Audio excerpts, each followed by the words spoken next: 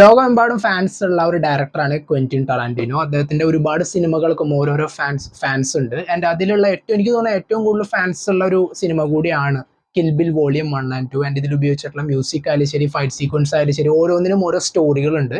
ഒരുപാട് നാളായിട്ട് ഡിസ്കസ് ചെയ്യണമെന്ന് വിചാരിച്ചൊരു വീഡിയോ ആണിത്. ഇന്നാണ് അത് സംഭവിച്ചത്. അപ്പോൾ ഈ സിനിമയെ കുറിച്ച് റിലേറ്റ് ആയിട്ടുള്ള കുറച്ച് ഇൻട്രസ്റ്റിംഗ് ഫാക്ട്സ് ആണ് ഇന്നത്തെ ഈ വീഡിയോയിൽ. എല്ലാവർക്കും അറിയാം, 2003 2004 ടൈമിലാണ് ഈ സിനിമ റിലീസ് ആവുന്നത്. ആൻഡ് ഇതിന്റെ ഫസ്റ്റ് പാർട്ട് റിലീസായ സമയത്ത് അത് ശരിക്കും ഒരു സിംഗിൾ മൂവി ആയിട്ട് റിലീസ് ചെയ്യാനായിരുന്നു പ്ലാൻ. ബട്ട് അത് പിന്നീട് രണ്ട് മൂവി ആയിട്ട് സ്പ്ലിറ്റ് ചെയ്ത് റിലീസ് ചെയ്യായിരുന്നു. ആൻഡ് ഈ രണ്ട് പടങ്ങളിലും ഒരുപാട് സംഭവങ്ങൾ കൊണ്ടുവന്നിട്ടുണ്ട്. ഈവൻ ഫൈറ്റ് സീക്വൻസിലായാലും ക്യാരക്ടേഴ്സിലായാലും ആൻഡ് ഈവൻ ഈ സിനിമയിലുള്ള ഓരോരോ ചെറിയ ചെറിയ കാര്യങ്ങളിലും ഓരോരോ കാര്യങ്ങൾ കൊണ്ടുവരാൻ director and as a whole ടീമിന് സാധിച്ചു. ആൻഡ് ഇതിന്റെ ബ്രൈഡ് എന്ന പേരുള്ള ബിയാട്രിക്സ് കിഡോ എന്ന് ക്യാരക്ടർ ചെയ്തിട്ടുള്ള Uma Thurman and done a great job. And ആ ഒരു ക്യാരക്ടറായിട്ട് ശരിക്കും ജീവിക്കുന്നതായിരുന്നു നമുക്ക് പറയാം. കാരണം ഓരോ സംഭവങ്ങളും പടത്തിന്റെ ആ ഒരു സ്റ്റോറി ഇങ്ങനെ പോകും തോറും അവര് ഫേസ് ചെയ്തിട്ടില്ല ഒരു നോൺ ലീനിയർ നരേഷൻ എന്നുള്ള രീതിയിൽ ആരായിരുന്നു ബിൽ ആൻഡ് എന്തായിരുന്നു ബിയാട്രിക്സ് കിഡോ ആയിട്ടുള്ള ഒരു ബന്ധം എന്നുള്ള സ്റ്റോറി ഇങ്ങനെ ഇങ്ങനെ ഇങ്ങനെ പ്രോഗ്രസ് ചെയ്ത് പോകും തോറും നമ്മളുടെ ഉള്ളിൽ ഒരുപാട് ടെൻഷൻ ഡെവലപ്പ് ചെയ്യാനും ഓരോ സീക്വൻസ് ഈവൻ പടത്തിന്റെ തുടക്കത്തിലുള്ള ഫൈറ്റ് സീക്വൻസ് തുടങ്ങുമ്പോൾ തന്നെ അറിയാം എന്തൊക്കെയോ ഇനി വരാനിരിക്കുന്നുണ്ട് എന്നുള്ളത്. എൻ്റെ പിന്നീടുള്ള ഒരു ട്രീറ്റ് തന്നെയായിരുന്നു പടം ഓഫർ ചെയ്തിരുന്നത്. ശരിക്കും ഈ സിനിമയുടെ സ്ക്രിപ്റ്റ് കംപ്ലീറ്റ് ചെയ്യാൻ 6 വർഷം എടുത്തു എന്നാണ് പറയുന്നത്. അതില് ഒരുപാട് ആ ഒരു ബ്രൈഡ് എന്ന് പറയുന്ന ഒരു നോവലിനെ ബേസ് ചെയ്തുകൊണ്ട് ഇങ്ങനെ ഒരു മൂവി ചെയ്താലോ എന്നുള്ള ഉമ്മ തുർമാൻ ആൻഡ് അതുപോലെ ടറാന്റിനോന്റെ ആ ഒരു ഐഡിയയിൽ നിന്നാണ് ഈ പടം ഡെവലപ്പ് ആവുന്നത്. ഇവൻ ആ ഒരു പൾപ്പ് ഫിക്ഷൻ മൂവിയുടെ സമയത്താണ് ഇവർ തമ്മിൽ ഇതിനെ കുറിച്ച് ഡിസ്കസ് ചെയ്യുന്നത്. ആൻഡ് പിന്നീട് ഈ സിനിമയുടെ ആ ഒരു പ്രോഗ്രസ് ഇങ്ങനെ നടക്കും തോറും ഇൻ ബിറ്റ്വീൻ വെച്ചിട്ട് ഉമ്മ രണ്ടാമത് പ്രഗ്നന്റ് ആവുകയും ആൻഡ് ആ സിനിമയുടെ ആ ഒരു പ്രൊഡക്ഷൻ അല്ലെങ്കിൽ പിന്നീടുള്ള ഡെവലപ്മെന്റ് കുറച്ച് നീട്ടി വെക്കുകയും ചെയ്യേണ്ടി വന്നു. അതിന് വേറെ ആക്ട്രസിനെ വെച്ച് കാസ്റ്റ് ചെയ്യാൻ പറഞ്ഞിരുന്നെങ്കിലും സ്റ്റുഡിയോ പറഞ്ഞിരുന്നെങ്കിലും ടാരന്റിനോ അതിനൊന്നും നിൽക്കാതെ ആരെയാണോ മൈൻഡിൽ കണ്ടത് അവരെ വെച്ചിട്ട് തന്നെ ഈ സിനിമ ചെയ്യുള്ളൂ എന്നുള്ളൊരു വാശി തന്നെയായിരുന്നു. ആൻഡ് പടം അങ്ങനെ സംഭവിച്ചു. ആൻഡ് ആ ഒരുപാട് രീതിയിൽ റിലേറ്റബിൾ ആയിട്ട് ആ മൂവിനെ അങ്ങനെ കൊണ്ടുപോകാനായിട്ട് പറ്റി. ആൻഡ് ഈ പടത്തിലെ ഏറ്റവും വലിയ ആൾക്കാർ ഡിസ്കസ് ചെയ്യുന്ന ഒരു കാര്യമാണ് ആ ഫൈറ്റ് സീക്വൻസ്. മെയിൻ ആയിട്ട് ഫസ്റ്റ് പാർട്ടിന്റെ ലാസ്റ്റുള്ള ക്രേസി 88ന്റെ ഒരു ബ്ലാക്ക് ആൻഡ് വൈറ്റ് സീക്വൻസിലുള്ള ഒരു ഫൈറ്റ് സീക്വൻസ് ഉണ്ട്. അത് ഒരിക്കലും മറക്കാൻ പറ്റില്ല. പാർട്ട് 1 ആൻഡ് പാർട്ട് 2 വേണ്ടിയിട്ട് 450 ഗാലൻസ് ഓഫ് ഫേക്ക് ബ്ലഡ് ആണ് ചിലവായിട്ടുള്ളത്. ശരിക്കും ഫേക്ക് ബ്ലഡ് അത്രത്തോളം യൂസ് ചെയ്തില്ല, ഏകദേശം 450 ഗാലൻസ് ആണ് യൂസ് ചെയ്തിട്ടുള്ളത്. And computer generated blood effects ഒന്നും കൊണ്ടുവരാൻ ടാരന്റിനോയ്ക്ക് താല്പര്യമില്ലായിരുന്നില്ല. അതുകൊണ്ട് അന്നത്തെ ആർട്ട് ടീം ചെയ്തൊരു രസകരമായിട്ടുള്ള കാര്യം ചൈനീസ് കോണ്ടംസ് വെച്ചിട്ടായിരുന്നു ഇതിലെ ബ്ലഡ് സ്പാറ്റർ ചെയ്ത് തെറിക്കുന്നതും അല്ലെങ്കിൽ ചീറ്റുന്നതായിട്ടുള്ള സംഭവങ്ങൾ ഡെവലപ്പ് ചെയ്തിരുന്നത്. കാരണം അത്രയും ഒരു റിയലിസ്റ്റിക് ആയിട്ട് അതിൽ കൊണ്ടുവരാനായിട്ട് അവർ ശ്രമിച്ചിരുന്നു. കാരണം അത്രയും പിടിവാശിയായിരുന്നു അവിടെ വേറെ ഒരു എഫക്റ്റ് അവിടെ കൊണ്ടുവരണ്ട എന്നുള്ളതിന്റെ ബേസിൽ.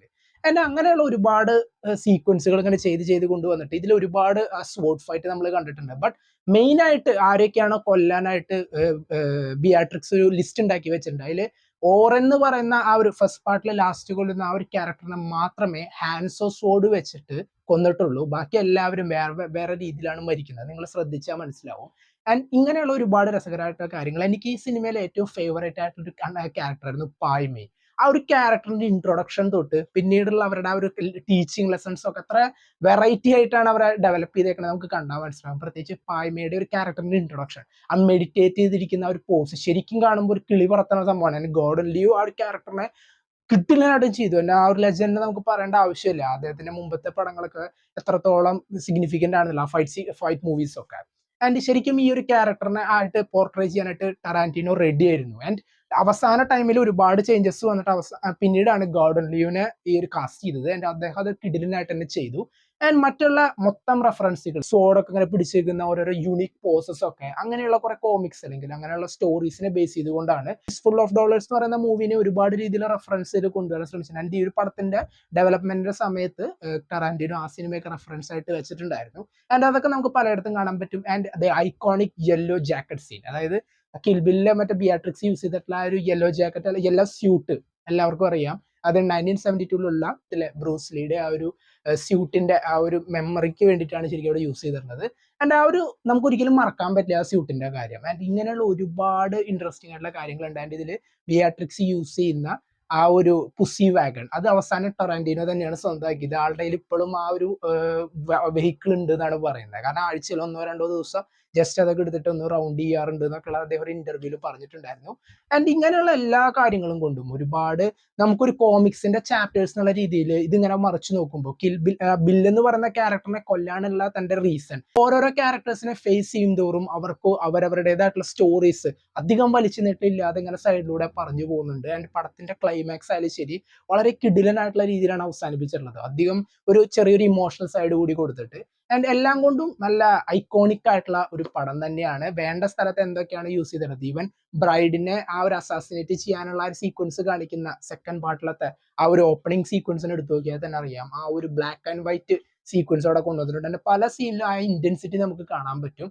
ആൻഡ് ആ ഒരു പ്രോപ്പർ ആയിട്ടാണ് ആ സംഭവം പലയിടങ്ങളിലും അദ്ദേഹം പ്ലേസ് ചെയ്തിട്ടുള്ളത്. ആൻഡ് ഇതിലുള്ള മൊത്തം ഫൈറ്റ് സീക്വൻസ് ആയാലും അല്ലെങ്കിൽ ഓരോ ക്യാരക്ടേഴ്സിന്റെ പെർഫോമൻസ് ആയാലും, ബില്ല് എന്ന് പറയുന്ന ക്യാരക്ടറൊക്കെ ചെയ്തിട്ടുള്ള ആ ആക്ടറൊക്കെ എത്ര കിടിലായിട്ടാണ് ചെയ്തത് നമുക്കറിയാം. കാരണം ആ ഒരു ക്യാരക്ടർ വന്ന സീനുകളിലൊക്കെ നമുക്കൊരു ടെറർ അവിടെ ഫീൽ ചെയ്യാൻ പറ്റും. ആൻഡ് ആ സീനിൽ അത് അത്രത്തോളം റിഫ്ലക്ട് ചെയ്ത് നിൽക്കുന്നുണ്ട്. ആൻഡ് ഇങ്ങനെ എല്ലാം കൊണ്ടും വളരെ ഇൻട്രസ്റ്റിംഗ് ആയിട്ട് നിൽക്കുന്ന ഒരു പടം തന്നെയാണ് കിൽ ബിൽ വോളിയം 1 ആൻഡ് 2. നിങ്ങൾ തീർച്ചയായിട്ടും കണ്ടു നോക്കുക. ആക്ഷൻ മൂവി ലവേഴ്സിന് ഒരു ട്രീറ്റ് തന്നെയാണ്. പടം കണ്ടവർ നിങ്ങളുടെ അഭിപ്രായം കമന്റ് ബോക്സിൽ നോട്ട് ചെയ്യാൻ. എന്തൊക്കെയാണ് നിങ്ങൾക്ക് ഈ പടത്തെ കുറിച്ചുള്ള തോട്ട്സ്? Until then,